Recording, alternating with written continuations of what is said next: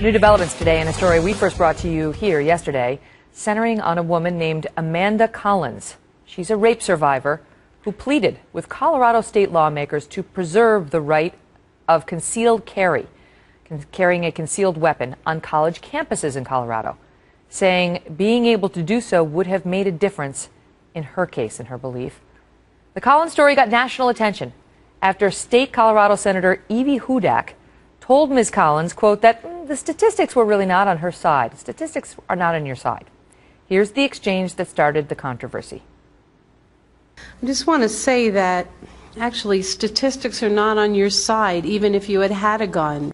The Colorado Coalition Against Gun Violence says that just wait. For every one woman who used a handgun to kill someone in self-defense, 83 were murdered by them. Respectfully, Senator, you weren't there. I know, without a doubt in my mind, at some point I would have been able to stop my attack by using my firearm. He already had a weapon of his own. He didn't need mine. That young woman, Amanda Collins, joins me now. Amanda, thank you very much for being here and sharing your story.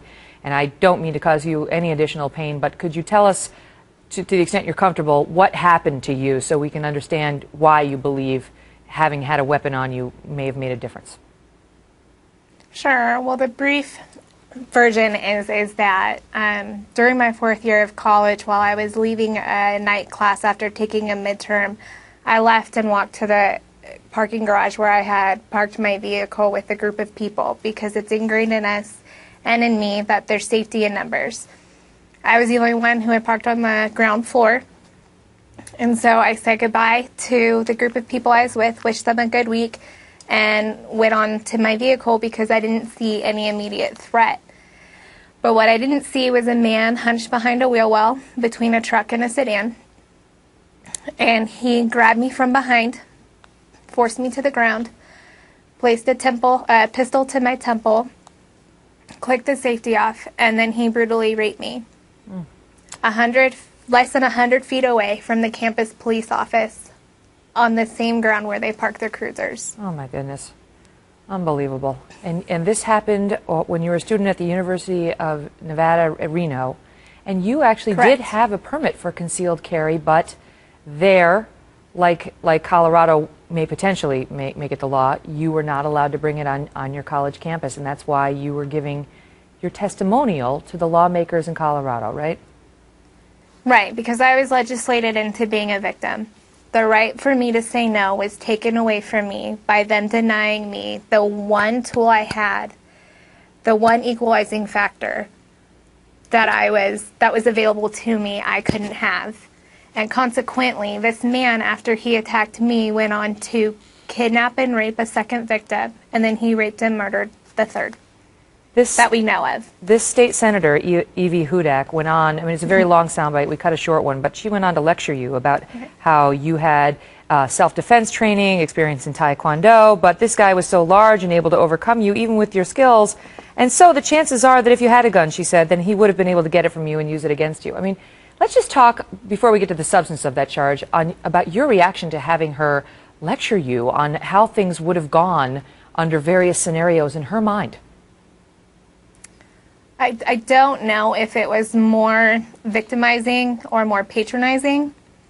I was taken back that it wasn't a question as to if I thought maybe this is a possibility. She was telling me without even having been there, without having lived through any type of similar experience, what would have happened. And it was infuriating, to say the least, because what they're trying to do in Colorado is to take away the women's rights to say no by legislating them into being a victim the way I was here in Nevada. Why do you believe that if you had a firearm on you at that time that you may have prevented the rape? To be honest, I don't, with the way I was grabbed, I don't think that I would have prevented my attack from starting. But that has been the unanswered question of my life, is what would have been different had I been carrying that night.